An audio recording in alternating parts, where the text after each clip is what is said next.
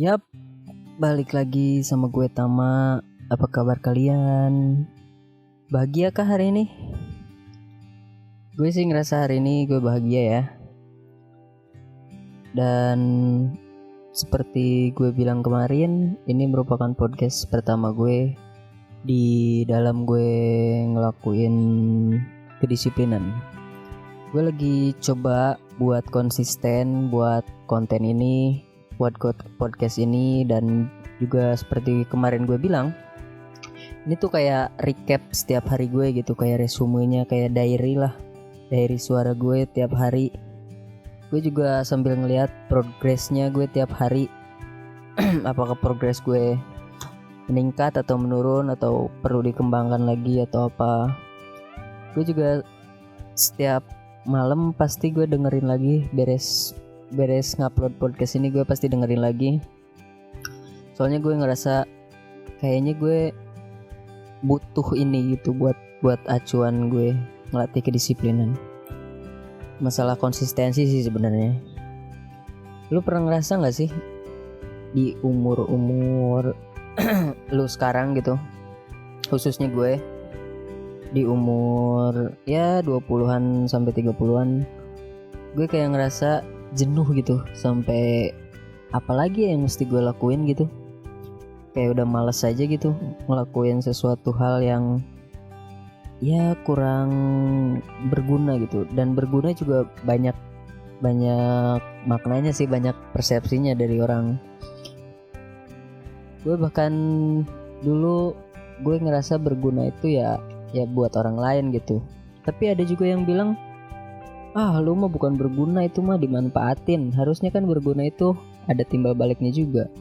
Ya mungkin itu pemikiran mereka ya, tapi menurut gue sih enggak. Mau dimanfaatkan atau enggak dimanfaatkan, ya kan yang penting kita bermanfaat gitu.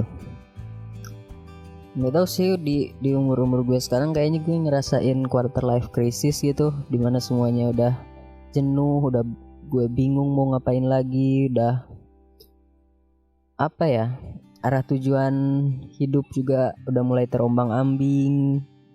Ya banyak ini sih. Tapi quarter life crisis ini seru, bikin kita apa ya, buat nge-refresh lagi gitu apa tujuan kita, apa yang mesti kita lakuin.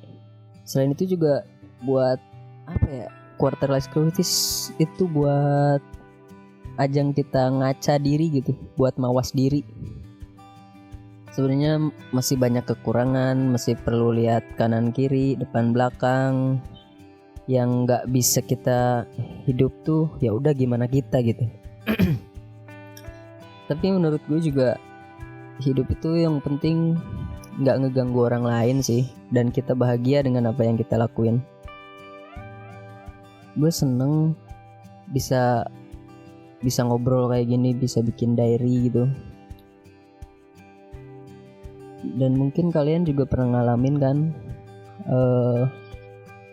kayak gue lulus sekolah ngapain lagi ya, gue dapat kerja tapi gue nggak nyaman, kayaknya keluar aja deh,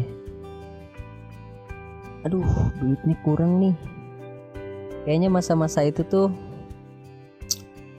masa-masa yang berat gitu buat kita ngambil keputusan kita mesti gimana. Apalagi ada tuntutan dari orang tua juga, kalian mesti kerja gimana, penghasilan berapa dan lain-lain. Apalagi dituntut untuk nikah juga ya. Tapi menurut gue sih, saran gue nikmatin aja proses hidupnya. Selagi kita bisa menjalaninya dengan enjoy, dengan bahagia, menurut gue nggak masalah sih apapun problematikanya. Yang penting tuh kita tuh nggak sampai stres gitu, karena stres itu bahaya banget gitu buat kedepannya. Kayak misalnya lu nggak tahu gitu, lu sekarang nentuin bekerja tapi lu nggak happy, dan lu nggak tahu gitu mau nentuin gue mau keluar atau gimana, gue mau ngejalanin passion gue gitu. kayaknya sih sulit gitu kan buat nentuin keputusan itu. Dan yang gue saranin sih jangan sampai stres gitu aja. Lu cari pelarian dari apa ya, kegalauan lu gitu, kebimbangan lu nentuin tujuan. Ya gue seneng aja sih. Lu pasti semua punya goals kan, goals yang mau lu capai di umur sekian, di jangka waktu sekian gitu. Jujur gue dari dulu kurang punya goals yang jauh. Soalnya gue dari semenjak kapan ya, SMA-an lah, gue udah mulai ngerasa goals yang jauh itu nggak bisa gue capai gitu. Kayak dulu gue dari kecil pengen jadi tentara gitu, tapi semenjak SMA gitu gue kayaknya tinggi badan gue nggak nyampe deh buat lulus tentara gitu sih. Setinggi gue cuma 163, jadi pendek lah, untuk ukuran laki-laki itu pendek. Dan semenjak saat itu gue ngerasa kayaknya mimpi tuh jangan yang tinggi-tinggi deh, mimpi yang bisa kita lihat aja dulu gitu, biar kita ngerasa enjoy ngejalaninnya dan nggak terlalu muluk-muluk juga gitu, dan lihat realitas yang ada juga gitu. Walaupun nggak menutup kemungkinan ya, orang yang berusaha tuh pasti bisa dapat apa yang dia mau gitu kan. Menurut gue sih goals itu harus banyak gitu. Maksudnya gini, kalau lu misalnya masih SMA atau kuliah gitu, goals lu itu jangan jauh-jauh buat mikirin kerja dengan penghasilan berapa gitu, kerja di mana, posisinya apa, terus penghasilannya berapa gitu. Itu menurut gue goalsnya terlalu agak jauh gitu kan. Kalau menurut gue goalsnya ya, gue lulus dulu aja deh. Nah ntar beres lulus kita bikin goals baru, kita bikin goals baru. Menurut gue sih gitu ya. Karena nggak tahu, gue dengerin YouTube-nya siapa ya, Gofar atau siapa gitu, gue lupa lagi. Menurut gue masuk akal sih. Soalnya dia pernah bilang, lu itu bermimpi tapi gue lupa lagi. Mimpilah setinggi langit, tapi langitnya masih bisa lu lihat gitu. Kan langit tuh banyak tuh layer-layernya. Nah, lu tuh bermimpi di layer yang bisa lu lihat gitu. Jangan ketinggian.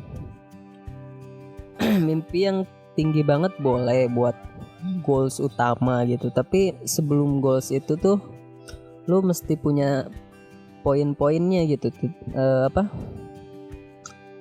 Ya poin buat berhenti di sini, dan akhirnya tujuan akhir lu tercapai gitu. Nggak cuma jadi angan-angan belaka. Terus goals, kalau kalian tanya goals gue tuh sederhana. Dari semenjak kuliah goals gue tuh cuma bahagia gitu. Soalnya zaman-zaman SMA, zaman-zaman labil gitu, gue banyak keinginan. Wah, gue pengen jadi seniman. Wah, gue kayaknya nggak jadi tentara, jadi polisi aja deh. Gue dulu pengen jadi musisi dan lain-lain lah.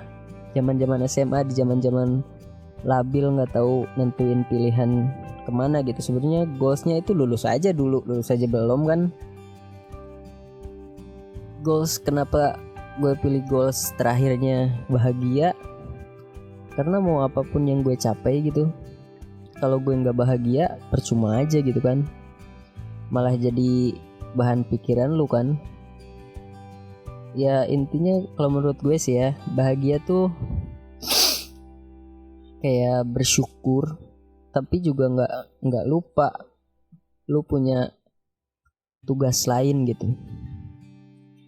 Kalau lu udah bisa bahagia sama diri lu sendiri, lu juga, menurut gue ya, gue yakin lu bisa nyebarin energi positif lu ke di sekitar lu, dari diri lu misalnya, terus ke pasangan lu atau ke teman-teman lu, di keluarga lu bisa nyebarin energi positif itu gitu.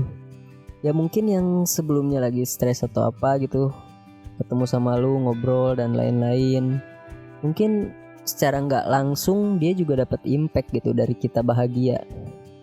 Kita bahagia bisa ngasih dampak yang lebih gede gitu ke orang lain.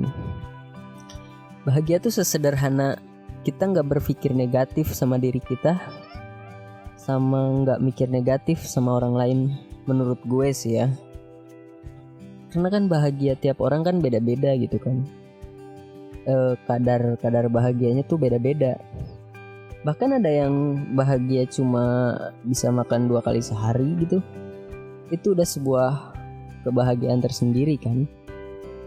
Karena di luar sana juga masih banyak kan yang kurang gitu kan. Oke. Kayaknya ini udah kelamaan deh gue curhat di hari ini. Tapi intinya hari ini gue bahagia karena menurut gue bisa lebih baik dari hari kemarin. Soalnya gue ada progres juga, ada perkembangan, terus juga gue besok ada acara charity. Ya semoga aja berjalan lancar. Gue suka sih ngelakuin hal ini. Dan mudah-mudahan kedepannya podcast gue bisa lanjut terus, bisa mengisi ruang dengar kalian sebelum tidur. Ya semoga ruang dengar kalian gak bosen dengerin diary gue, recap setiap hari diri gue ngapain. Intinya jangan lupa bahagia. Terima kasih.